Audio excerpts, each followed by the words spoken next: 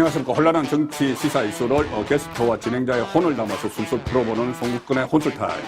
오늘 모신 손님은 24대 1 심하의 주인공, 그리고 일머리가 밝은 좋은 사람 조은희 국회의원입니다. 안녕하세요. 안녕하세요. 좋은 사람 조은희는 조 의원께서 항상 쓰시는 말씀이잖아요. 네. 그걸 네. 제가 이제 먼저 써버렸습니다. 좋은 사람 조은희. 그럼 저는 이제 나쁜 이가 아니고 조은입니다. 네, 조은입니다. 네. 제가 24대 1 신화를 말씀드린 것은 조은희 의원께서는 서초구청장 출신이시죠. 그런데 2018년 지방선거 때 서울에 구청이 25개가 있습니다. 25개 있는데 24개 네 곳에서 민주당이 구청장이 탄생을 했고 유일하게 서초구청장만 국민의힘이 당선이 됐기 때문에 제가 24대 1 신화를 말씀드리는 거예요. 감사합니다. 자, 그러다, 네. 그리고 또 서초구청 구정을 하시면서도 네. 여러 가지 이 뚜렷한 업적을 많이 남겨서 서울시장 후보 경선에도 이제 도전을 하셨고, 그러다가 지금 국회의원이 되셨는데, 지금 국회의원하고 그때 서초구청장, 기초단체장 이 둘을 비교하면은 어떤 게 더 재미가 있고 보람이 있고 의미가 있다고 생각하세요? 그렇게 물어보시면요. 네. 엄마가 좋나 아빠가 좋나 이렇게 둘다 물어보시면 좋아요. 똑같은 것 같아요. 제가 이제 청와대 비서관 거쳐서 네. 서울시 부시장, 이제 서초구청장 이렇게 해서 행정을 10년 이상 했는데요. 네. 그게 현장에서 국민의 삶에 보탬이 되는 것을 하는 생활 행정이거든요. 네, 네. 네, 그것을 하다가 보면 제가 가장 국회의원이 하고 싶다 이렇게 느낀 거는 우리 횡단보도 그늘막 있잖아요. 예. 이제 그 땡볕에 그늘막 네. 하나 만들어야 되겠다 해서 그거를 만들려고 하니까 네. 서울시에서 못하게 하는 거예요. 지금은 다 돼 있잖아요. 전국에 다 있죠. 전국에 다 있죠. 네, 그런데 도로법상 적치물 위반이라는 거죠. 적치물. 그 설치를 하면 안 된다는 거죠. 네. 그런데 음. 이거 가지고 뭐 나를 어떻게 감옥에나 보내겠나 이렇게 해서 그냥 밀어붙였거든요. 근데 결국은 나중에 그 적치물 위반이라는 그 법이 바뀌었어요. 그래서 서초구 스타일로 하면 괜찮다 해서 전국에 공문을 뿌렸어요. 행안부가. 그때 생활과 이 제도 사이에 괴리가 많구나. 그래서 국회의원이 돼서 그 입법, 제도와 생활 사이에 거리를 줄여야 되겠다. 그때 야무지게 마음을 먹었습니다. 그 입법권을 가져야 되겠다. 네, 행정권도 중요하지만 입법권을 가져야 되겠다. 그래서 하고 싶은 거 할 수 있게 또 국민의 삶에 플러스가 되는 그런 정치를 했으면 좋겠다. 이런 생각을 했어서 결국은 이제 의원이 됐는데요. 되고 나서는 보람이 있습니다. 네. 이번에 또 조은희 의원께서는 원래 정치부 기자 출신이에요. 잘 알려져 있지 않지만은 정치부 기자 출신이고 국회도 출입을 했고 아마 국정감사가 다시 부활돼서 초기에 그 국회를 출입을 하셨을 거예요. 그런데 지금 이제 국정감사를 이번에 처음 했습니다. 처음 했는데 과거에는 언론에서 보면은 국감 스타 해서 이렇게 한 사람씩 이렇게 했는데 요즘은 그거는 잘 안 해요. 그건 잘 안 하는데 그 대신 언론사에서 우수 국회의원 이렇게 선정을 하는 게 있는데 쿠키뉴스에서 이번에 우수 국감의원으로 선정이 되셨죠. 축하드립니다. 이제 조금 전에 오면서 통보를 받았습니다. 우수 국정감사위원. 국정감사 우수의원. 이제 그리고 또 데뷔전에서. 또 우리 당에서 또 국정감사 우수의원을 이제 뽑거든요. 근데 거기도 됐다고 연락을. 그러니까 쿠키뉴스에서 선정하는 것도 됐고 당에서도 됐고 이관왕이네요. 이관왕. 벌써 그것도 계속 또 다른 데서 또 계속 할 거예요. 그래요? 네. 그러면 그 이관왕이 됐는데 스스로는 이번 국정감사에서 몇 점 정도 된다고 본인이 평가를 하세요? 자평 100점 만점에. 저는 제가 평가를 못하죠. 이제 본부장님이나 또 국민들이 평가를 해주셔야 되는 거고요. 제가 상임위가 3개입니다. 이제 보통 비상 겸직까지 겸임 3위까지. 다른 의원님들은 1개인 의원들이 많으신데 저는 행안위 또 여가위, 어제 여가위가 끝났습니다. 그리고 또 앞으로 다가올 운영위 거기는 아주 핫하죠. 대통령실을 그렇죠. 국감을 운영이 하니까요. 대통령실 네, 국감하니까. 아, 이번에 할 거 많겠네요. 네, 예. 그래서 다음 주까지 음. 해야 됩니다. 예, 예. 그래서 다 끝나고 나면 저도 음. 한번 제가 스스로 몇 점인가 음, 한번 점수를 한번 매겨보겠습니다. 아, 그러면 시청자분들께서 네. 이 겸임 상임위원회는 앞으로 해야 되고 지금 이제 본인의 상임위, 그 행정안전위원회죠. 행정안전위에서 했던 그 지금 국감 활동을 지금 몇 개 설명을 드릴 테니까 거기에 대해서 평가를 해주시면 되겠네요. 일단 저 시청자분들께서 평가를 해주시면 되겠네요. 네. 이게 지금 그 언론에 상당히 국감에 임하는 의원들 중에서 조원희 의원이 상당히 많이 그 나왔어요. 많이 노출이 됐고 언론의 스포트라이트를 받았는데 물론 언론 스포트라이트 가장 많이 받은 사람은 뭐 김의겸 의원이나 이런데 그것은 어떤 정치적인 논쟁 때문에 그렇고 정책으로 이렇게 언론의 그 관심을 받은 인물이 조원희 의원인데 자, 제가 한 서너 개만 한번 여쭤볼게요. 네, 거기에서 상당히 그 언론이 주목을 했던 부분입니다. 뭐냐면은 하나는 유동규 저 김용에게 뭐 8억 그 4,700만 원인가 이렇게 건넸다는 유동규 씨가 지금 여러 가지 그 폭탄 발언을 계속하고 있거든요. 어떻게 보면은 이재명 민주당 그 대표를 코너로 몰고 있는 상황인데 이재명 민주당 대표와 대장동 관련해서는 벌써 뭐 그 김문기 씨, 유한기 씨 이렇게 극단적 선택을 한 사람들도 있어요. 그렇기 때문에 아마 그 행안위 경찰청 국감에서 신변보호를 뭐 요청을 그 신변보호 필요성을 뭐 제기를 하셨다고 하는데. 네, 저기 행안위의 종합국감에서 말씀해주신 뭐 유한기, 김문기 또 네 분이 있어요. 있습니다. 변호사비 대납 제보자 한 사람도 또 있고. 김혜경 씨 법과 관련하신 분 그렇죠. 이분들이 공교롭게도 아주 결정적인 증인들인데 자살을 하세요. 근데 유동규 씨가 자살 당한다는 표현을 하시더라고요. 자살 당한다는 표현이 뭘까? 그러니까 견디지 못하고 타의에 의해서 그래서 그때 노무현 전 대통령이 극단적 선택을 했을 때 그런 이야기가 나왔어요. 그런 주변 환경 때문에 여건이 자기가 압박을 하니까 본인이 스스로 선택을 했지만은 선택을 하지 않을 수 없도록 만든 여건이 있다. 아직 제 주변에는요 걱정을 많이 해서 이러는 분도 있으세요. 죽여놓고 밀어버린다. 동시에 영화 보면 많이 나오죠. 그렇게 걱정하시는 분도 있어요. 그래서 유동규 씨가 자살 당한다는 얘기를 할 때 제가 주변에 유동규마저 죽으면 안 된다. 유동규 보호해야 되는 거 아니냐 이렇게 말씀하시는 분들이 많으셨어요. 그래서 그런데 유동규 씨가 또 말을 굉장히 상대가 들으면 야 이거 큰일 났다 이런 이제 서서히 말려 죽인다 이런 말씀들 하시잖아요. 그 이야기를 했죠. 그래서 제가 그 상대방이 굉장히 겁을 먹겠네. 말려 죽이겠다. 그러니까 혹시 이 사람도 자살 당하는 거 아니냐 그런 걱정하시는 분들이 많아서 제가 그 목소리를 대변을 했죠. 근데 유동규 씨가 신변보호 요청을 했어요. 법원에 갈 때. 그런데 그게 제대로 돼 있지 않더라고요. 그래서 경찰청장님한테 옛날에 윤진호인가? 그 윤지호. 그분은 가짜잖아요. 가짜죠. 그런데 그분이 여가부에서 요청을 해서 호텔에서 방 2개를 맞습니다. 해서 다 신변보호를 다 해줬잖아요. 해줬죠. 안민석 그때 민주당 의원이 막 하자고 해가지고. 근데 그런 사람도 하는데 어떻게 이 사람을 안 하느냐. 경찰에서 신변보호 해야 되는 거 아니냐. 어떻게 되면 큰일 나는 거 아니냐. 이렇게 했더니 관련 기관과 협의해보겠다고 청장이 얘기하시더니 그 다음에 바로 신변보호 바로 신변됐습니다. 그래서 저 언론 보도도 되고. 그래서 그때는 이렇게 하는 거구나. 이런 걸 제가 이렇게 하면 되는구나.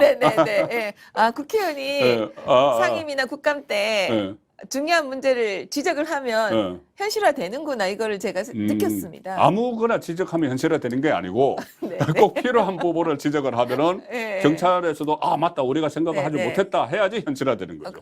제가 또 하나 느낀 게 있어요. 그 우리가 집회하고 시위할 때 굉장히 소음이 많잖아요. 그런데 그게 10분 동안 측정을 해요. 그래서 일정 기간 데시벨이 넘으면은 집시법의 소음 관련해서 위반이다 이렇게 하거든요. 그런데 이분들이 사각지대를 노려서 꼼수를 해요. 예를 들면 10분 동안 하면 5분 동안 엄청 세게 해요. 그래서 주변의 주민들이 도저히 못 견딜 만큼 해요.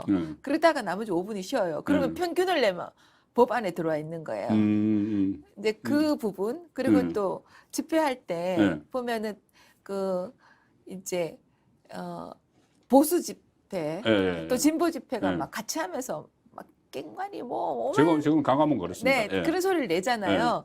그런데 이거는 합해버리니까 예. 어느 쪽에 책임을 물을지 모르니까 그렇겠네. 예, 책임 소재가 없으니까 더 예. 크게 하는 거예요. 그게 책임 소재가 없으니까. 주민들한테 얼마나 그게 그렇죠. 제가 구청장 있을 때도 예, 주민들이 하소연을 많이 들었거든요.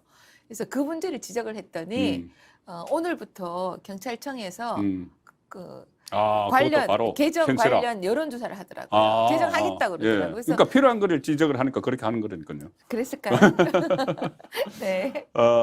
저 서초구청장 하실 때 아크로비스타가 서초구에 있죠. 네네. 지금 윤석열 대통령 사저가 사저. 있으시죠? 거기서도 네. 그때 이 진보와 보수 같이 네. 막 그 맞불 집회를 하고 한 적이 네. 있죠. 조국 사태는 엄청났습니다. 엄청났죠. 그것도 네네. 서초구에서 했네요. 네네. 금탄적 네. 앞에서. 이제 그래서 그런 그래도 필요성들을 삼성전자 앞에 현대 그렇죠. 자동차 이렇게. 이렇게 그래서 그때 행정하면서 구정 행정을 하면서 이 느꼈던 그런 문제들을 입법권을 가지게 되니까는 이 하나씩 이제 현실화시키는. 미처 그 괴리가 있는 네. 사각지대를 네. 입법으로서 보완을 하는 거죠. 그래서 그럴 때는 보람을 느끼고요. 예. 또 어떨 때는 좀 제가 국민들께 죄송하냐면요. 며칠 전이었어요. 대통령 시정연설 하셨잖아요. 예. 보이콧한 거, 민주당이 네. 보이콧한 것. 예. 근데 저는 그게 국회에 대해서 대통령 시정연설이 처음이잖아요. 예, 그렇죠. 그런데 우리는 115석이고 나머지는 다 그 민주당이 169석이잖아요. 훨씬 더 많이 비어 있어요. 중앙이 텅 비었죠, 그때. 그런데 텅 빈 사이로 대통령이 이제 시정연설 하시러 들어오시는데 얼마나 짠하고 죄송하든지 그래서 야 이게 정치가 이래서 국민들한테 사랑받지 못하는구나 이런 생각을 했습니다. 그러니까 이 국회의원은 저도 뭐 국회 출입을 뭐 한 30년 했는데 네. 국회의원은 두 가지가 있어요. 하나는 정치를 하는 국회의원이 있고 하나는 정책을 하는 국회의원이 있는데 이 지금 말씀하신 그런 부분은 여당 의원들이 제대로 정치를 못해서 그런 상황까지 가는 것이고 지금 국감에서 하신 건 이제 정책 부분이잖아요. 그러니까 두 개가 절묘하게 결합이 되면 진짜 좋은 국회의원이 되는 건데. 저 반반씩 할래요. 그렇죠. 네. 그 결합되면 아주 좋습니다. 정치 50%, 정책 50%. 그럼 우선 정책 몇 개 더 물어보고 그다음에 네네네네. 정치 쪽으로 넘어가겠습니다. 네. 이 이재명 먹튀 방지법. 그러니까 이게 뭐냐면은 이재명 지금 민주당 대표가 선거법 위반으로 기소가 돼 있죠. 재판을 받으면은 벌금 100만 원 이상만 되면은 본인의 대표직 날아가고 국회의원직 날아가고 앞으로 그 5년 동안 출마 못하고 그런데 그건 본인의 문제고 민주당에 딱 돌아가면은 민주당이 그때 국고에서 보조받은 거 434억 원을 토해내야 돼요. 네. 토해내야 되는데 민주당이 지금 당사가 300억짜리거든요. 네. 돈이 없을 수가 있어요. 돈이 네. 없겠죠. 434억 원이 어디 있겠어요. 다 모아도요. 네. 겨우 낼까 말까 해요. 그러니까 그러면 안 내고 버티겠죠. 그렇죠. 이제 그걸 방지를 해야 된다는 게 먹튀 방지법이죠. 근데 네. 이게 이제 언론에서 이재명 먹튀 방지법이라고 했는데 예. 제가 낸 법은 네. 그러니까 어떤 거냐면 지금 사실 선거 공명제를 하고 네. 죄송합니다. 선거 공영제를 하고 그다음에 이제 저도 그렇고 선거 출마하신 분들이 15% 이상 득표를 하면 그렇죠. 선거 비용 전액을 전액을 받죠. 국민 세금으로 선관위에서 그 환급해 줍니다. 네, 환급을 해주죠. 그런데 선거 사범이 되면 유죄를 받으면 네. 그 환급 받은 걸 다 토해내야 돼요. 토해내야죠. 네. 근데 토해내지 않는 거예요. 버티면은 방법이 없나요? 버티면은 예를 들면 이제 그게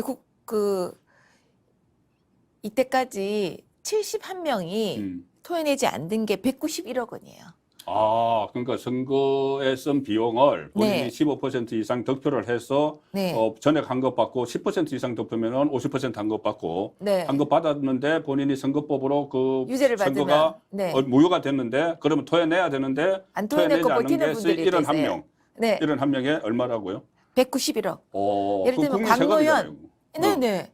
광노현. 강노현. 네네. 교육감. 예, 그분이 지금 35억을 반납하라는 고지를 받았는데 10년 동안 10%밖에 반납하지 않으셨어요. 그럼 3억 5천만 원. 네. 반납. 아직도 많이 또 남았죠. 강제할 수가 없나요? 아, 그러니까 강제하도록 지금 법안을 만드시는 거죠. 근데 이건 어떻게 하냐면요. 법안이 두 가지가 있어요. 하나는 이제 선관위가 고발하거나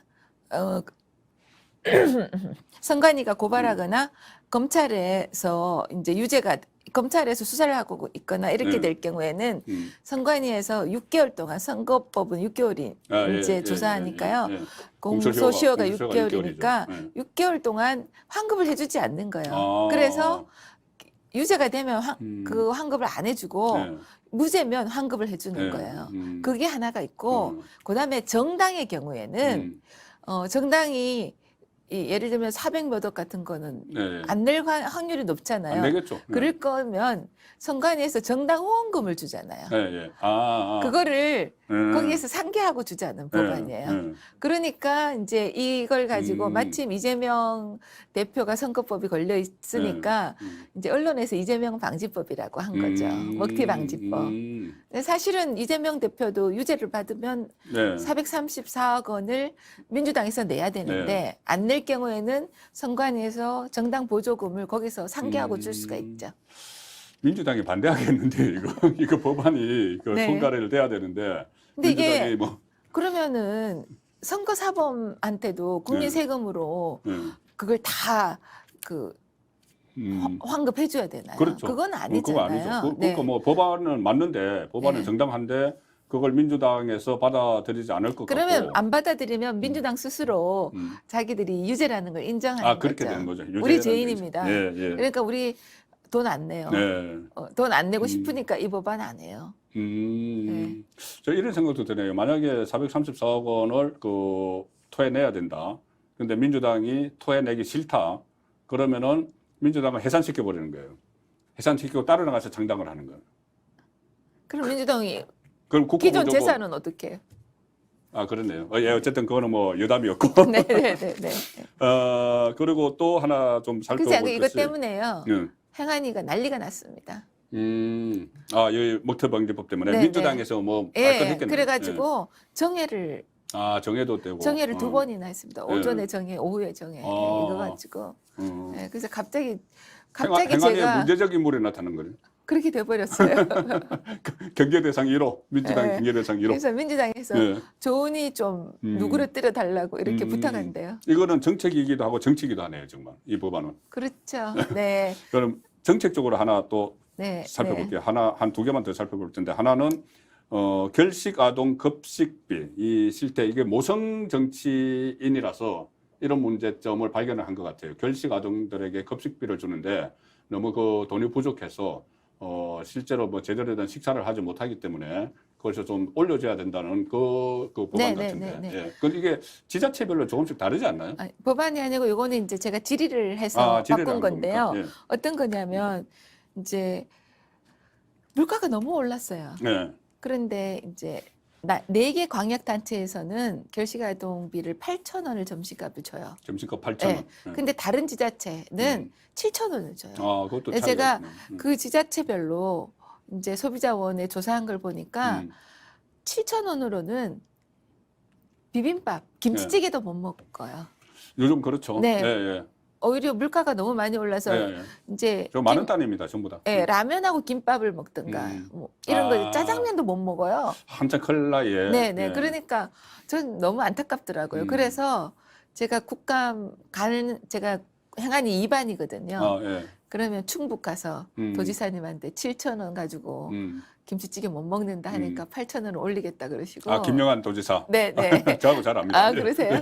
그다음에 광주 가서도 그랬고요. 경북 가서도 그랬고, 네. 제주 가서도 제가 가는 데마다 다 그래서 다 제가 8,000원씩 올려놨어요. 그러셨구나. 네. 그런데 그리고 정책에서 그거는 저 단체장이 올릴 수가 있는 거네요. 그렇죠. 그 그게- 법안이 아니네, 그거. 네, 지자체별로 예. 단체장이 올리면 올릴 수 있는 거거든요. 큰일 나셨네요. 그러면 네. 그 혜택을 받는 그 아이들이 상당히 1,000원이어도 그럼요. 걔들은 그러니까 영양가가 있는 식사를 네. 할 수 있느냐 없느냐인데 지금 7,000원으로는 애들이 그 음식점에 가는 애들은 15%밖에 안 되고요. 네. 나머지 85%가 마트나 이런 데 가서 먹습니다. 아, 네. 그런데 삼각김밥 이런 거 그, 먹죠. 이게 바로 모성 정치입니다. 남자 정치인들은 그거 못 살펴요. 그래서 네, 그래서 이거는 문제를 제기할 때마다 즉석에서 답변해 아, 주시더라고요. 그러니까- 소문이 난 거예요. 네. 조은이는 저거 묻는다. 이렇게 해서 음. 아예 준비를 해 오시더라고요. 아, 네. 역시 그러니까 이게 지금 점점 말씀을 듣고 보면은 단체장보다 국회의원이 더 재밌다 이렇게 들리기도 하는데. 자, 마지막 그 정책입니다. 네, 네. 원래는 집시법 여쭤보려고 했는데 아까 말씀을 하셔가지고 집시법보다는 조폭 유튜버. 네, 네. 그러니까 저도 유튜버를 하지만은 네. 여기도 지금 유튜버를 기반으로 하는 인터넷 방송인데 네. 유튜브를 하면은 좀 더 자극적으로 막 하게 되는 그런 게 있어요. 근데 네, 아예 슈퍼챗 받아야 되죠. 예, 슈퍼챗도 받아야 되니까. 후원도 받아야 예. 되고. 네. 그러니까 주제 그 자체가 운영자 자체가 네. 조폭 출신이 지금 유튜브를 운영을 한다. 그러면은 본인의 그 어떤 본인을 미화시킬 거 아니에요. 네, 네, 왕년에 네. 내가 뭐 이랬어. 네, 네. 뭐 10대 1로 싸워도 이겼어. 뭐 이런 거 할 거 아니에요. 이런 거예요. 예. 제가 정말 깜짝 놀랐어요. 조폭 두목 출신 있죠. 마야광. 예, 예. 또 뭐 우리 뭐 말만 하면 아는 그런 사건의 두목들. 이런 예. 사람들이 유튜브를 해요. 옛날에는 이제 예. 뭐 유흥업소에 가서 보호한다고 삥 뜯거나 이런 제가 그런 표현을 써서 네, 네. 죄송한데요. 아, 정말 삥 뜯는 거 맞아요. 예. 그런데 요즘엔 그게 좀 잘 안 되거든요. 예, 예, 그러니까 이제 개인 유튜브 채널을 열어가지고 내가 말이야 마약 왕년에. 광일 때 마약은 이렇게 수입해서 이렇게 아, 해서 그것까지 하나요? 네네. 수입 방법까지? 예, 그리고 마약은 어떻게 해? 뭐 이렇게 했는데 근데 어. 나중에는 그래 하면 안 돼. 이렇게 하는 거예요. 아, 그러니까는 그거 다 말해놓고. 예, 명분은 뭐냐면 자기 같은 사람을 예. 더 담지 이상 마라. 담지 마라. 응, 그렇게 근데 하면서 실제로- 다 알려주는 거예요. 아. 그다음에 이제 조폭 싸울 때 예. 저는 이렇게 칼부림하는 거를 예. 아 뭐다 잊어버렸는데 연장질 한다 그러더라고요. 그렇죠. 연장이라고 그것도 하죠. 저는 유튜브를 보고 알았어요. 아, 그렇습니까? 네, 네. 그러니까는 어떻게 싸우고 싸우는 방법, 뭐 이런 것들 그리고 조폭의 세계는 건달과 반건달이 있다. 뭐 이런 거 있죠. 저는 그 유튜브 보면서 알았어요. 이제 그런 거를 다 너무나 상세하게 알려주는 거예요. 그리고 자기끼리 패싸움도 해요. 뭐냐면 미리 짜고 그러면 패싸움에서 막 그거를 유튜브를 하면은 그 조회수가 엄청 많이 올라갈 거잖아요. 그래서 보면은 수억을 벌어요. 그래서 그 유튜브 채널 엄청 유명 검색해 보면 다 나오는데 이게 그런데 이게 이제 작년에 국가수사본부 국수본에서 이제 마약 관련 이런 거를 조폭 관련 이런 조사를 해봤더니 거의 70% 가량이 MZ 세대예요. 아, 그래요? 이게 아, 어린 그러니까 시청자가, 그러니까 구독자가, 방송을 하는 쪽이? 방송하는 쪽에 제가 말을 잘못했네요. 네. 아니 그 실제로 조폭들을 잡았어요. 아, 예. 소탕한다 범죄와의 전쟁을 한 거죠. 예. 잡고 보니까 그 조폭들의 나이 중에 30대 이하가 MZ 세대가 70%나 아이고, 되는 거예요. 근데 네. 이런 사람들이 뭐냐 유튜브 보고 배우는 거예요. 그 가능성이 굉장히 농후하다. 이런 분석들이 많습니다. 그러니까 제대로 된 길을 가다가 그런 유튜브를 보고 새로운 길을 찾아버렸네요. 이거 이거 멋있어 괜찮네. 보이는 멋있다. 형님 돈도 그러고 버네? 막 네네 돈도 막 벌고 그다음에 그래서 이제 일진들 있잖아요. 네. 학교에 일진들이 어떻게 하면 조폭이 되냐 조폭되는 법을 또 물어요. 그러면 거기 전직 유튜버 조폭 유튜버가 네. 그 어떻게 얘기를 하냐면 조폭이 되려면 거짓말을 잘하거나 싸움을 잘하거나 그다음에 그 돈이 많거나 아니면 두목 대신 빵을 갈 수 있거나 이래야지 된다.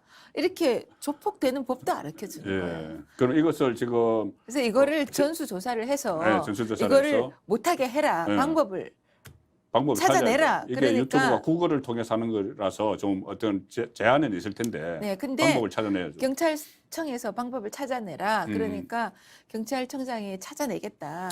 약속했습니까? 네네. 그러니까 곧 조치가 나올 것 같아요. 조폭 유튜버들한테 또 원성의 대상이 되는 거 아닐까 모르겠는데 어쨌든 그런 것이 다 이 국민을 위한 우리나라 그 미래 세대를 위한 일들이니까. 특히 예. 그 청소년들한테 위험한 일이죠. 그렇죠. 네. 예. 자, 이제부터 정치입니다. 정치. 여태까지 정책이었고 정치. 자, 국민의힘 원내 부대표가 몇 사람이죠? 많죠? 11분이세요. 예, 원내 부대표로서 원내 대책회의 같은 데 참석을 하시고 하시는데 이번에 정말 저도 처음 봤어요. 이 윤석열 대통령 시정연설을 민주당이 보이콧하는 거. 사실 저희들이 88년부터 같이 정치부 생활을 했습니다. 네, 그런데 네. 한 번도 못 봤어요. 네. 그거 보고 어떤 생각이 드셨어요? 그리고 이것을 가지고 이제 그 민주당 쪽에서는 이재명 대표에 대한 수사가 정치 보복이기 때문에 그게 맞서는 차원이라고 하는데 그 두 가지를 연결시켜서 일단 느낌하고 이게 정치 보복인지. 일단 저는 국민들한테 죄송했습니다. 그 그리고 마음이 먼저. 예. 정치 계획이 있어야 되겠다. 예.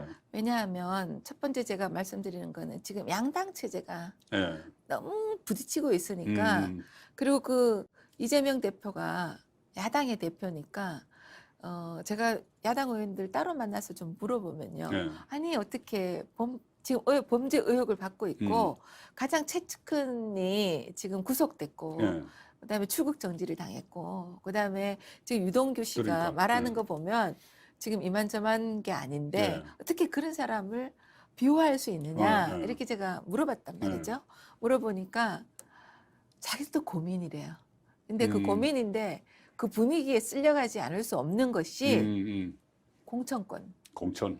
그래서 이재명 현재 대표가 예. 빨리 사법 처리되거나 이러면 새로운 대표가 공천을 하는데 이게 아직 언제까지 끌지 언제 모르죠. 될지 잘 예. 모르니까 그때까지는 공천권을 가진 라인에 있어야 된다는 거예요. 그러니까 지금 속에서는 뭐 서른 의원 같은 분, 이런 김혜영 전 의원 같은 분이 뭐 조홍천 의원도 그래요. 예, 그런 분들이 속으로는 많아요. 많죠. 사석에서는. 그런데 표면적으로는 지금 같이 가지 않을 수가 없는 거예요. 그러니까 대표가 지금 범죄 의혹을 굉장히 받고 있고 어떻게 될지 모르는 상황에서 굉장히 몸둘 바를 모르고 어떻게 보면 좀 창피한 일이기도 하지만 자신의 정치적 미래가 대표한테 달려 있을지 그렇죠. 모른다 이렇게 생각하니까 지금 안 나오는 거죠. 이게 선정사상 처음으로 대통령이 취임해서 처음 시정연설을 하는데 그러니까요. 국민들을 위한 예산을 어떻게 쓰이고 이런 게 서로 의회에서 이제 설명을 가장 하고 중요한 거죠. 그런 거죠. 이게 가장 중요한 이 시정연설인데 그렇죠. 여기를 사상 처음으로 보이콧을 하는 거예요. 옛날에도 여야가 그렇게 싸울 때도 들어가서 나오든지 그렇죠. 들어가서 소리 들어가서 뭐 팻말 지든지 뭐 그렇게 하지만 안 들어간 경우는 없는데 이건 굉장히 선을 너무 많이 나간다. 근데 이게 뭐냐? 이거는 좀 더 크게 보면 정치 개혁이 필요하다. 그렇죠. 그런 지금 정치가 국민들한테 사랑받지 못하고 신뢰받지 못하는 게 이런 것 때문이다. 그래서 정치 개혁을 하는데 좀 많이 관심을 갖고 열정을 둬야 되겠다 이런 생각을 했고요. 두 번째로는 이재명 대표가 해도 너무한다. 왜 민주당을 볼모로 잡고 또 국민을 볼모로 잡고 그러느냐. 이런 원망과 비판도 마음도 생기더라고요. 그렇죠. 네. 그래서 이어서 뭐 연결이 되는데 같은 질문이 연결이 되는데 자 조금 전에 민주당 많은 의원들이 속으로는 부글부글 하면서도 공천권을 쥐고 있는 당 대표고 이게 지금 총선도 뭐 얼마 안 남았고 한 1년 반 정도 남았지만은 또 어떤 공천 문제는 그 전부터 막 가닥이 잡히죠. 그래서 어떤 냉가슴 앓듯 이렇게 하고 있는데 방법이 있어요. 민주당 의원들이 이재명을 지금 손절해 버리면 되잖아요. 손절할 가능성은 뭐 보이지 않는가요? 저는 마음속으로 그런 게 있다고 보고요. 그리고 1심 판결이 나오면 당연히 그렇게 된다고 생각하고 1심 판결이 나면? 지금 아직 모르잖아요. 그러니까 민주당 의원들의 관심사는 혹시 이재명 의원은 언제 소환하느냐 대표를 그리고 대표를 소환해서 그러면은 혹시 유죄라면 체포동의안 언제 내느냐 그 시기가 굉장히 낼지 안 낼지 모르죠. 그러나 뭐 지금 가능성이 높죠. 그렇게 체포동의안을 내면 그게 언제일까? 그리고 어떤 범죄 의혹으로 낼까? 그 시점을 굉장히 궁금해해요. 민주당 의원들이? 네네. 근데 그 여당 제가 원내부대표로 저한테도 여쭤보시는데 전들 어떻게 합니까? 어떠냐? 아니 뭐 연내할 것 같으냐? 그러니까 연내 동의안 낼 것 같으냐. 예, 예, 예. 그런데 그걸 전달합니까? 저는 예. 대통령도 모르신다고 생각해요. 검찰도 몰라요. 예. 좀 수사하다가 필요하면 하다가 이제 너무 하겠죠. 나오는 거니까 그래서 음. 그런 걸 보면 이제 내부적으로는 만약 그런 경우가 있으면 손절하겠다 예. 이런 의원도 있지 않는가 이런 짐작은 하죠. 네. 또 민주당 의원들한테 제가 또 뭐 하나 그 기점을 해드리면은 그러면 빨리 할수록 좋죠. 체포 그 동의안이 들어오면은 그거를 전부 다 동의를 해버리는 거예요. 네. 민주당에서 반명이 가반수가 안 되게. 네. 그러면 뭐 체포되잖아요. 그러면 빨리 정리가 돼서 새로운 당 대표가 오면은 그러면 또 새로 출발을 할 수 있는 그런 상황이 될 수도 있겠죠. 근데 지금 민주당이 이재명이 그냥 방탄 의원이 됐잖아요. 예, 예. 그리고 이제 방탄 국회를 하시잖아요. 예. 그리고 또 이 유죄가 확정되기 전까지는 당 대표를 유지할 수 있게 그렇게 바꾸지 않으셨어요? 당원을 그러니까 이것이 이 정치 탄압이라고 규정이 되면은 당무위원회에서 당무위원회 의장이 당 대표예요. 당무위원회에서 이게 정치 탄압이라고 하면은 기소 단계에서도 계속 당 대표를 유지하도록 해놨죠. 기소 단계에서. 예, 예. 네, 네. 예, 그래서 네. 그러면 여러 가지 안전장치를 마련해놨는데. 네. 저는 이게 결정적으로 저는 그 이재명 대표가 장외로 뛰쳐나갈 거라고 보거든요.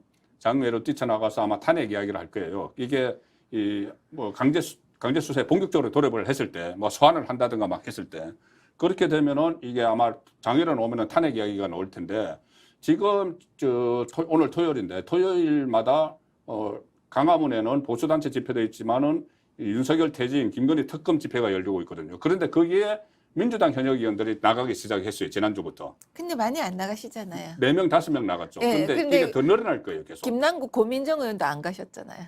거기는 안 갔죠. 거기는 좀 눈치를 보고 있는 상황인데. 네. 그러니까 어떻게 이 윤석열 탄핵론 이것이 뭐 확산이 될 가능성이 있을 것 같아요. 저는 민주당의 별칭을 다른 분들이 네. 더불어 탄핵당이라고. 탄핵 감원에서 제비를 봤으니까. 네. 그리고 또 해임 시켰잖아요. 박진 의원을 해임한다고 해임 예. 통과시켰지만 예. 그냥 다 그렇죠. 장관 하시잖아요. 말 그대로 그러니까 건의안이니까. 더불어 해임당. 예. 더불어 해임당은 하다가 이제 더불어 탄핵당으로 이제 또 수위를 높이는 거죠. 아니, 지금 임기 시작한 지 몇 개월 되셨어요. 그러니까요. 윤석열 대통령이. 그리고 취임하신 지 두 달 만에 탄핵 얘기 나왔죠. 그다음에 이상민 장관 탄핵한다. 그다음에 법무부 장관 탄핵한다. 한동훈 탄핵, 예. 뭐 역풍 때문에 대통령 무서워서 못 하고 탄핵한다. 있죠. 뭐 이렇게 하는 게 그게 듣기 좋은 꽃노래도 아니고 꽃노래도 한두 번이면 질리는데 이거는 본인이 범죄를 은폐하기 위한 탄핵론이다. 그렇죠. 그래서 저는 그 민심이 과연 받아줄까 그런 생각이 오히려 역풍. 네네. 그때 노무현 그 전 대통령 때문에 그 탄핵을 지도를 했다가 이 보수정이 엄청난 역풍을 맞았죠. 아니 뭐 이재명 대표가 범죄를 저질렀다 확실한 유죄다 이런 걸 제가 말씀드리는 건 아닌데요. 예. 그거는 뭐 수사를 지켜봐야 되는 거고. 아직까지는 뭐 다 혐의 단계고 그런 단계니까는 그것을 수사를 지켜봐야 되는데 지금 이런 상황에서 여당이 된 국민의힘이 정말 정신 차리고 제대로 대처를 해야 되는데 이준석 파동을 겪느라고 제대로 그 여당다운 모습을 보이지 못했습니다. 자, 그런데 일단 이준석 전 대표는 정리가 된 상황인데 전당대회 이제 곧 열릴 텐데 그 당 소속 국회의원으로서 이 당 대표 앞으로 당 대표는 어떤 인물이 돼야 되는지 일단 누구라고 말씀하지는 마시고 저는 이준석과 반대되는 인물이 돼야 된다고 보는데. 아니 저는 이제 일단 그 말씀 드리기 전에요. 지금 정진석 비대위원장 또 주호영 원내대표 체제가 저는 너무너무 감사해요. 감사하다.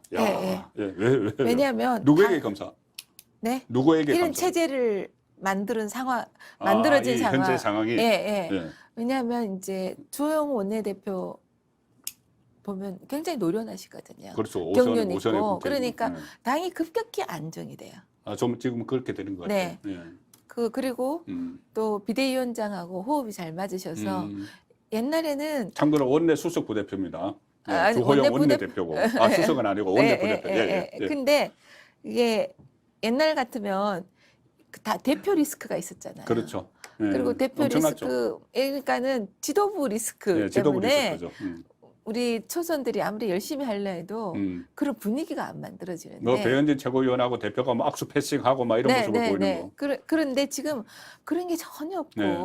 지도부가 굉장히 서포트를 해주시니까 그리고 또 은근히 쪼시기도 해요. 어떻게 하냐면 저희들 국감할 때 네. 상임위에 좀 늦게까지 되면 좀 빠져나가고 이런 중진도 있고 우리도 네. 너무 피곤하면 좀 네. 이제 이 정도 됐으면 그냥 기본값은 했다. 네, 그런데 빠져나가죠. 밤늦게 도시는 거예요. 네네. 각 상임위마다. 네. 그러니까 원내대표가 그전에는 3선 정도가 했는데 5선 원내대표가 최다선 원내대표가 하니까는 군기는 확 잡혔겠네요. 네네. 그리고 또 매일매일 그날의 베스트 국감의원을 뽑아요. 본인이 직접 혼자서. 아니 그러니까 다 이제 각자 상임위별로. 상임위에서 예. 올리죠. 올리면은. 네. 그러면 거기서 그리고 오늘의 음. 이슈는 뭐였다 이런 거를 네. 다 하고요. 또 지금도 국감이 거의 다 끝나는데 백서를 계속 국감에서 뭘 했다 상임위별로 발표하게 하고 나중에는 백서도 하게 해요. 그러니까 이게 의원들이 예. 이른바 농땡이를 못 치죠. 그래서 일단 이 체제가 굉장히 안정돼 있다는 말씀을 드리고 그다음에 이제 그러면 당 대표는 누가 뽑냐? 어떤 자격을 갖춰야 되는지. 일단 시기가 문제죠. 전대 시기. 시기는 당에서 지금 체제가 굉장히 안정돼 있기 때문에 정기국회 끝나고 내년 2월 정도로 보는 게 대다수 같아요. 2월. 뭐 1, 2, 3, 4월 설이 있는데 2월 설이 중론인 것 같고요. 그러면 어떤 부분을 뽑아야 되느냐? 그러니까 사람이 중요하죠. 어떤 부분을 뽑아야 되느냐? 일단 저는 민심을 얻을 수 있는 사람을 뽑아야 된다 생각해요. 민심을 얻을 수 있는 사람. 국민의 마음을 얻을 수 있는 사람. 국민의 마음을 얻으면 국민이 지금 뭐가 어려운지, 지금 정부 여당이 해야 될 게 뭔지, 그리고 야당이 주장하고 있는 것에서 좋은 거는 받고, 그리고 너무 얼토당토 않은 거는 강하게 브로킹 치고 그런 것을 결단력도 있고 용기도 있고 민심을 아는 그런 당대표가 돼야 된다. 그래야지 총선을 이길 수가 있는 거죠. 그렇죠. 그리고 민심을 얻어야지. 총선은 또 어떻게 보면 주권권 싸움이기도 해요. 그러면은 각자 양 진영이 있고 주권권 싸움이 있는데 주권권에는 스윙 보트 왔다 갔다 하기 때문에 정말 민심을 따라가는 사람 그 당에 점수를 주실 것 같아요. 그리고 그 다음에는 당정에 호흡을 맞출 수 있는 사람, 소통을 당정이 삐끄덕삐끄덕거리면 가장 피해를 보는 분들이 국민들이에요. 그렇죠. 그래서 당정 간의 호흡과 소통을 하면서 그리고 당이 정부가 하는 거에 대해서 무조건 따라갈 필요는 없죠. 정부가 하는 것에도 제동을 걸 수도 있고 정부가 다 옳은 건 아니니까. 그리고 당이 이렇게 생각했더라도 정부가 하는 게 더 좋으면 정부대로 가는 거죠. 그런 역량이 있어야 돼. 균형감과 그렇죠. 역량. 그런 분이 되시면 좋겠다. 자기 정치를 안 해야 되네. 그렇죠. 정부가 옳다고 하면 정부 쪽을 따라가려면 자기 정치를 안 해야 돼. 네. 그래서 마음속에 나는 이 대표를 통해서 대선 주자가 되겠다. 그렇다거나 뭐 이런 이렇게 좀 마음속에 다른 마음이 있으시면 그게 균형을 잡기가 좀 어려우실 것 같아요. 왜냐하면은 그 홀로서기를 해야 되니까. 그렇죠. 그래서 그러면 저는 그런 분이 대표가 되지 않으시면 국민들이 상당히 피곤하시다. 그렇게 생각합니다. 가장 중요한 게 지금 정말 민심을 얻는 부분인데 유승민 의원 요즘 뭐 지지율 조사 나오면 1위 나오는데 그거 민심인가요? 민주당 할 때 민심인가요? 백성민자의 민심인가요? 저는 좀 섞여 있다고 봅니다. 섞여 있습니까? 역선택하고? 네. 아니 그게 전부 다 역선택이라고 하기에는 좀 그 유승민 전 의원이 들으시면 서운하실 거고요. 그런데 나경원 전 의원은 여기 출연해서 민주당의 역선택이라고 이야기를 하던데. 나경원 대표는 경쟁하시는 분이잖아요. 그 경쟁자들은 그렇게 말씀하시겠죠. 근데 상당 부분 많이 있을 거다. 민주당은 뭐냐면 당정이 불협화음을 일으키기를 원하잖아요. 그렇죠. 그래야지 반사이익을 얻으니까 가장 불협화음을 일으킬 만한 분이 유승민 전 대표잖아요. 이준석에 이어서. 예, 예, 예. 그래서 예. 뭐 어떤 언론에 제가 봤는데 늙은 이준석이라는 표현도 하시더라고요. 그 표현이 나왔습니다. 네, 그러니까 민주당 입장에서는 음. 항상 대통령을 치고받고 당정과 엇갈 수 있는 유승민 전 의원이 대표가 되면 가장 꽃놀이패 아닐까. 그래서 그 위시 아, 예. 소망하는 표 그 표가 많이 들어가 1위로 반등을 뭐 예, 1위로 예, 끌어올린. 그리고 또 두 번째로는 그렇게 8주째 1위를 한 여론조사 기관이 미등록 기관입니다. 아, 그렇죠. 예. 제가 넥스트 위클이 있었지. 선관위 국정감사에서 그 부분을 지적을 예, 했어요. 맞아요. 네.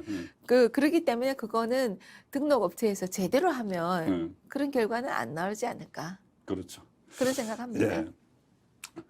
그리고 그 다음에 제가 윤석열 대통령 지지율을 여쭤보려고 했는데, 어제 금요일에 갤럽 조사에서 지금 30%대로 올라섰고 하니까 이것은 좀 더 추이를 지켜봐야 될 것 같고, 그것은 일단 건너뛰고 제가 또 하나 조은희 의원의 전문 분야, 책을 그때 썼는데 저도 책을 참 재밌게 읽고 제 책 쓸 때도 많이 인용을 했는데, 한국의 퍼스트 레이디라는 책을 그때 썼었어요. 네. 예, 책을 썼었는데 지금 퍼스트 레이디 김건희 여사 리스크, 이 실체가 있는 건지, 이 대통령 배우자가 정말 국정 운영에 도움이 되려면은 어떻게 처신을 해야 되는 건지, 이 책을 한번 쓰신 입장에서 좀 요약을 해주신다면.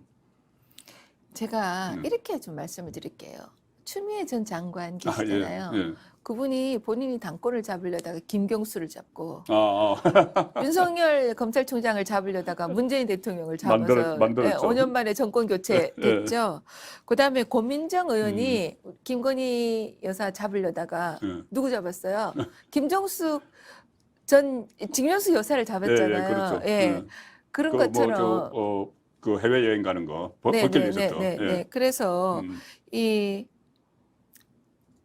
김건희 리스크라는 게 이번에 이제 한동훈 장관 이제 국감에서도 나왔었잖아요. 그런데 그 줄리 같은 거, 그거 전부 다 가짜잖아요. 그렇죠. 가짜인데 슈퍼챗 많이 벌었겠죠. 그 유튜브는. 그래서 실체가 별로 없다. 공격을 위한 공격이다. 저는 그렇게 보고 그런 점에서 김건희 여사 리스크는 조작된 거다. 아, 김건희 여사 리스크는 조작이다. 네. 예. 저도 오히려 김건희 여사 같은 경우는 좀 특장점이 있지 않습니까? 네. 뭐 사회 활동도 많이 했고 전시계획도 많이 전문가고 하니까 그런 분야를 좀 살려서 좀 활동을 지금까지의 퍼스트 레이디와는 좀 다르게 좀 활동을 하는 방향을 잡아주는 것도 괜찮다고 생각하는데. 이제 역대 보면요, 미국 같은 경우에는 펫 프로젝트라고 그게 퍼스트 레이디 프로젝트예요. 그러면은 말씀하신 것처럼 뭐 문화, 또 교육 이렇게 영부인마다 이제 본인이 잘할 수 있는 것을 이제 프로젝트로 하는 거죠. 프로젝트를 만들어주는 거네. 그래서 예를 들면은 뭐 No Child Left Behind 해서 교육 문제를 하거나 그런데 우리나라에서는 제가 한국의 퍼스트 레이디 책을 쓰면서 사실은 제가 이제 제 저자로서 얘기하는 건 저 처음입니다.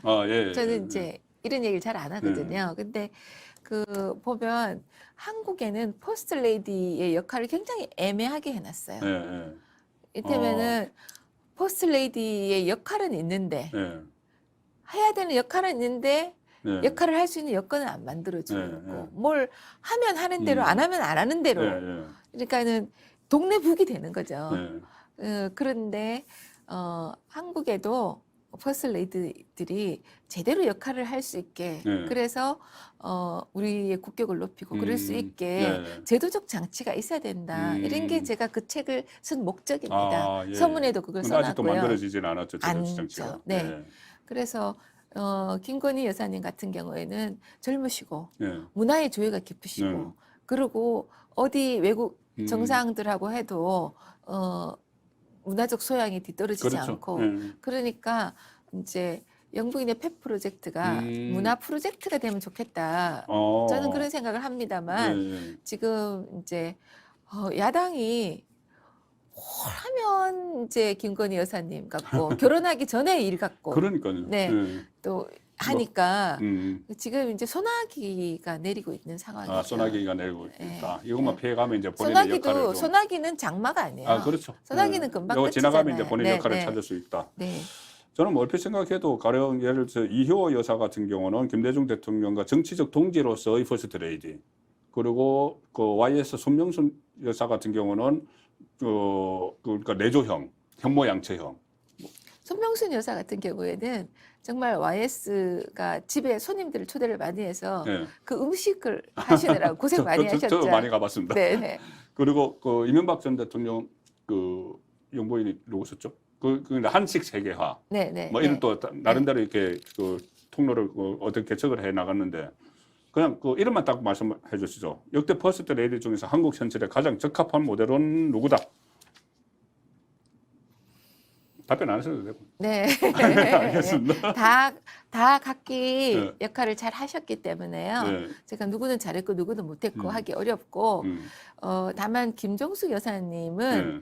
이제 여행을 너무 좋아하셔가지고 그게 이제 조금 구설수에 오른데 그것도 그분도 나름대로 역할이 있으셨겠죠. 네, 네. 네, 또 후보 시절에는 네. 선거운동을 굉장히 열심히 하셨거든요. 열심히 했죠. 네. 그러니까 어떻게 보면은 상당히 하여튼 열성적으로 하는 그 스타일이고 해외 영대 열성적으로 다녔던 것 같아요. 네, 네. 마지막 질문입니다. 근데 참 이게 네. 문체위에서 문제가 됐는데요. 네. 문체위에서 네. 문제가 됐죠. 예. 네, 문제가 됐는데 네. 뭐냐면 타지마할을 가셨잖아요, 네, 인도에. 네. 근데 나중에 갔다 오면 방문 결과 보고서가 예, 있는데 예. 타지마할 가신 보고서는 안 낸 거예요. 갔다 그러니까 거기 온- 굉장히 스스로도 네. 뭔가 좀 마음에 제어하는 게 있다. 그런 게 그게 이제 감사해서 드러나더라고요. 네. 저는 그 앙코르와트 그 이야기도 하고 싶은데 뭐 너무 또 시간이 지났고 했으니까 그건 나중에 다시 말씀드리고 마지막 질문입니다. 이번에 그 참 그 대표 경선할 때 최고위원도 뽑는데 최고위원 출마하세요. 초선도 다 출마하던데. 저는 이제 국회의원 된 지 6개월이 안 됐고요. 6개월 됐죠, 이제. 네. 그래서 다른 분들 많이 도와드리고 저는 제가 하고 싶은 법안들 이런 것들을 열심히 하려고 합니다. 왜 6개월 됐다고 말씀하시냐면은 그 총선은 뭐 2년 전에 있었지만은 그때 그 지방선거와 같이 보궐선거 대통령 선거. 대통령 선거와 같이 보궐선거 3구 예. 3월 9일. 그러니까 지금 이런 게 있습니다. 보궐선거 들어오신 분들 네. 중에 3구반이 있고 6일반이 있습니다. 6월 1일 날 그 지방선거와 같이 했던 이재명이나 네, 뭐 예. 여기 예, 이런 분들이 6일반이고, 안철수. 예, 6일반이고요. 저번에 국회 부의장 되신 네. 이제 정우택 의원님하고 최재형 의원님, 네. 저 김학용 이제 이런 분들은 3구반이에요. 아, 그러니까 3구반 따로 모이고 3구반이 6일반 따로 모이다가 3구반이 더 고참인데. 3구반 6일반끼리 한번 다시 만나기로 했습니다. 네. 정치적 꿈은 뭡니까? 아니면 꼭 정치적 꿈에 내가 뭐 대통령이다 이렇게 하기는 그러니까 이 국회의원 하면서 꼭 처리하고 싶은 법안 하나를 말씀하셔도 되고. 아니 저는 법안보다도요. 네. 제가 구청장 할 때 일 잘하는 구청장 이런 얘기를 들으면서 제가 아까 말씀해주신 24대 1 이렇게 그렇게 살아남기도 했는데 이제 정치인이 돼서는 일 잘하는 국회의원 또 사랑받는 정치인이 되고 싶습니다. 알겠습니다. 네. 모범 답안을 말씀하셨습니다. 네. 자, 지금까지 이 단체장보다 국회의원이 더 적성에 맞다고 쭉 말씀하신 조은희 의원이었습니다. 조은희 의원께서 본인이 항상 하시는 좋은 사람 조은희 한번 해주고 말씀하시고 끝마치도록 하겠습니다. 네, 시청자 여러분, 좋은 사람 조은입니다. 앞으로도 좋은 일 많이 하는 국회의원 되겠습니다. 감사합니다. 예, 감사합니다. 감사합니다.